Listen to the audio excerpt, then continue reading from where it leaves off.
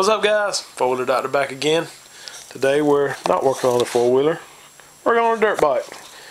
Just did a cylinder kind of top end rebuild on this thing. It was smoking some, so we replaced the cylinder, piston, and all that stuff.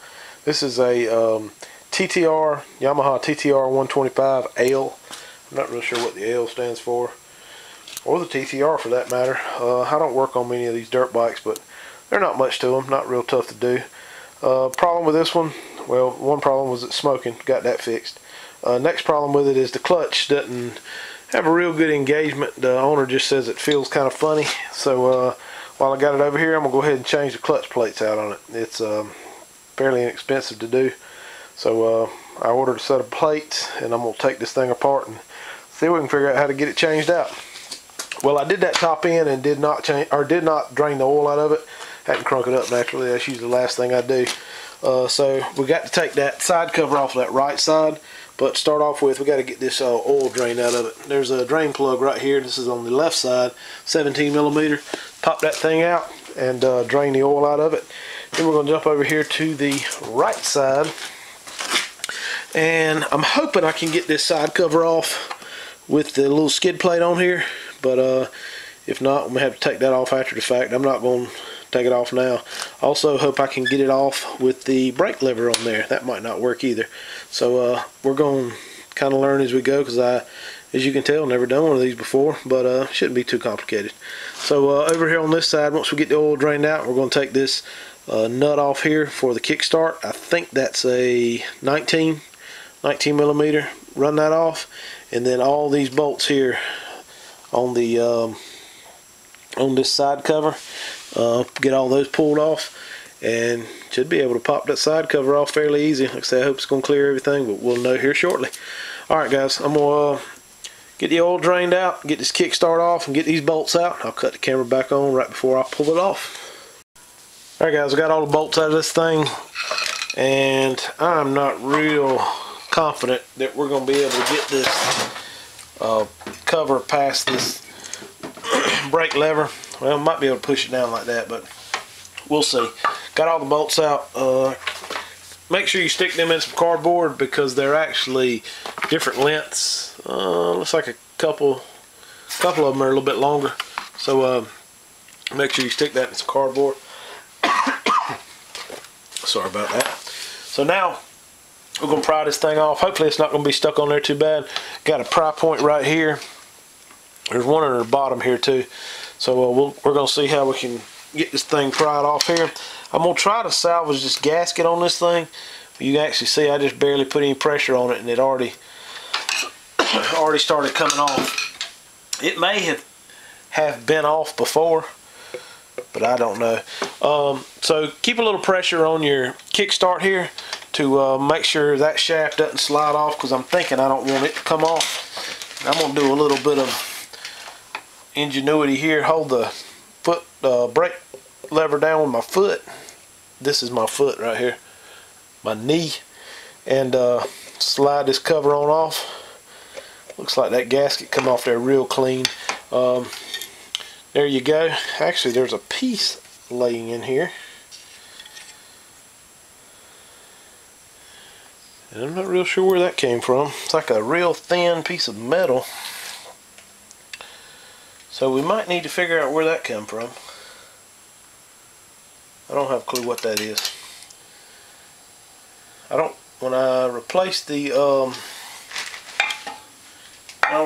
piston in it, I didn't notice any problems there, and there's actually some stuff in the bottom here too. These look like cast, maybe aluminum pieces. That sleeve looks like a dowel that you would use on your cylinder to hold it in place. This thing could have had a, yeah, this kind of looked like pieces of a piston. This thing could have had a an explosion at some time. I don't see anything wrong with any of the gears here. As far as the running gear, everything worked fine on it. It was just smoking. So it appears that there may have been an issue before I got the bike. This looks like this must have been from a prior issue. I'm not thinking this is anything from the clutch, but we'll take the clutch apart anyway and figure it out. But I think that looks like a dowel. Actually, it could be a dowel from this cover. Well, no, both of the dowels are in the cover. We got both of those, but it looks like a mashed down dowel. All the dowels were in the cylinder and at the head there, so it's not from there unless they replaced the dowel.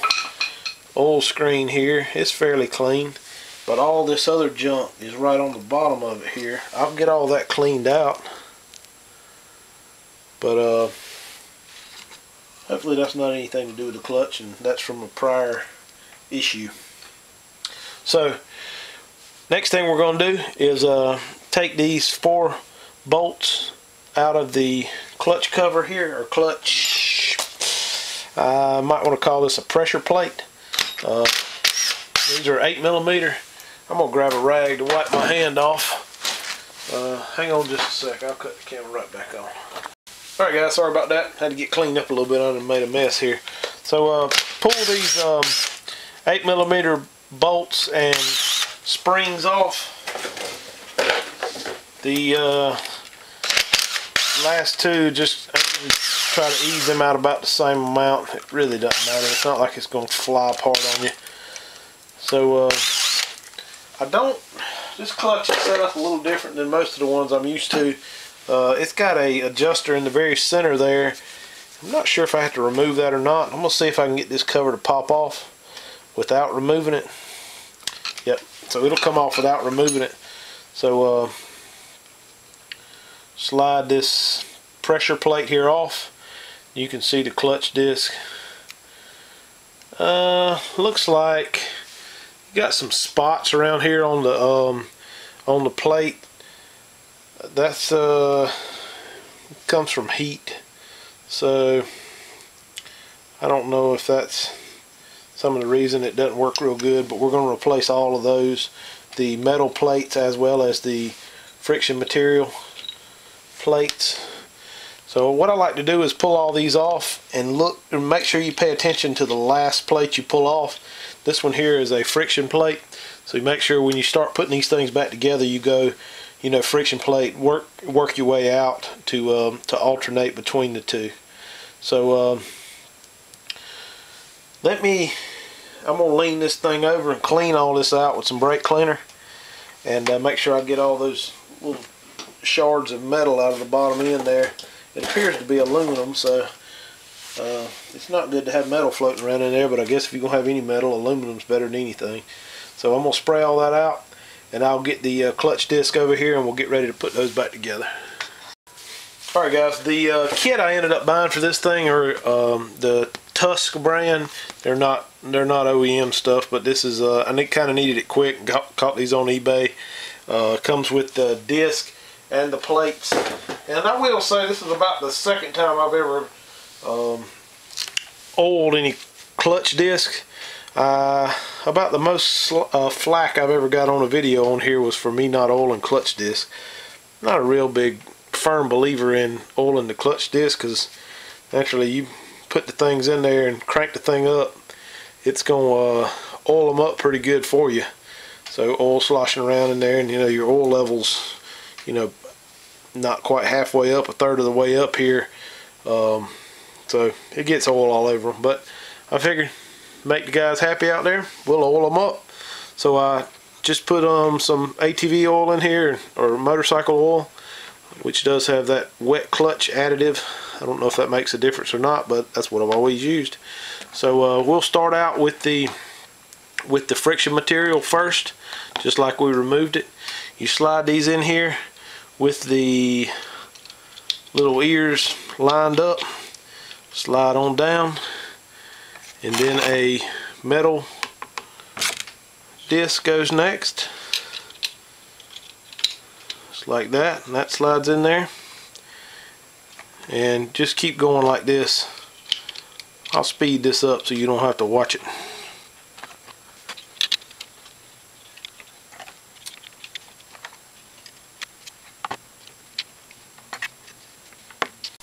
Alright guys, on this pressure plate, to get this thing to line back up in there right, it likes to go on there two ways. If you install it like this, the pressure plate will not touch the can't get the center bolt in there, will not touch the clutch disc. That's wrong. You're supposed to have pressure. The pressure plate is supposed to touch the clutch disc. What you need to look for here is there's an arrow right there on the pressure plate, and there's also an arrow right here. If you look around these teeth, there's a bunch of little circles in there, and then one of them has an arrow on it right here at this pin. You're supposed to line this arrow up with that arrow there, or at least with that pin where the bolt goes in. And if you do that, my adjustment bolt is very loose because I'm going to readjust it. If you do that and you push this thing on, it goes all the way up to where the friction material is touching this pressure plate, and that's what you want. So do that and then tighten your bolts up, ease them in all the way around, and then we're just going to tighten them down, and then we will go about adjusting this center nut. Guys, we're going to make an attempt at adjusting this clutch. I haven't really found any real good instructions on how to do it, so we're going to kind of wing it on what I think should be done, and if it don't work, we'll drop back and pump. So the way this thing shows is there is a little tick mark on the they call it a push arm, the arm that the cable's hooked to, your clutch cable, and it's supposed to line up. There's a, granted this spring is not quite right, I think it's been worked with a little bit, but there's a line grooved into the case here, so that arrow lines up with that line. Supposedly your clutch is supposed to be adjusted. The only thing is I can't get it to move one way or another much by adjusting this nut.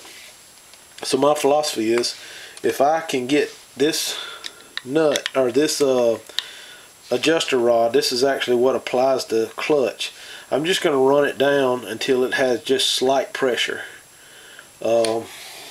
and then tighten up your lock nut here. I don't have a 10mm with me, but just run it down till it's got slight pressure.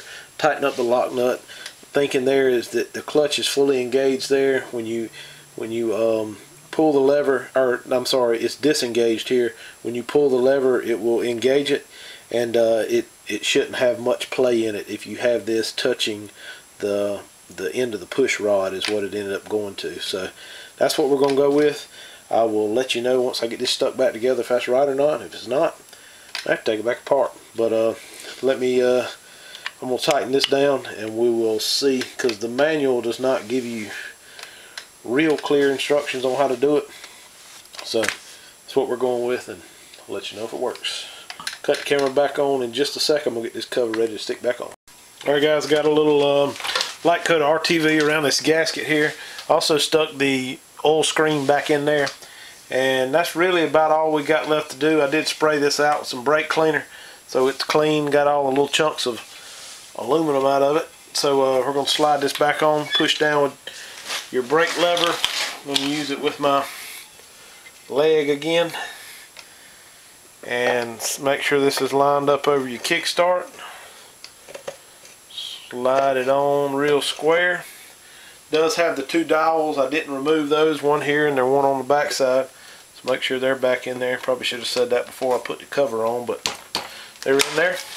Alright, let the kickstart go, and now stick your bolts back in, put your I'm sorry, I said let the kickstart go, let your brake lever go, put your kickstart back on and some oil in it, and give it a shot. There's a chance you may need to adjust your clutch lever up there at the handlebars. So if it doesn't engage quite right, you can adjust that lever up there. Also, I didn't show me tightening up that center, that lock nut on the on that clutch adjuster, you do need to tighten that up with a 10mm wrench just to make sure it's tight and doesn't push your clutch rod back off. So let me get these things tightened up, put a little oil in it, and I will cut the camera back on in a sec to let you know how the clutch engagement works. So cut it on in just a minute. Alright guys, I'm going to try to show you what kind of clutch engagement we got on this thing. It actually feels real good, so make sure it's out of gear. Let's see if I can kick it off and show this on the camera. Hopefully you'll be able to hear me. This thing's kind of loud. It's got the baffle took out of it, so hang on just a sec.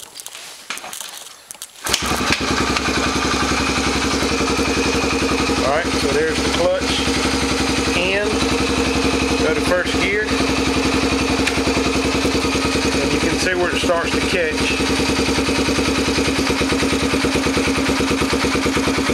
Right there.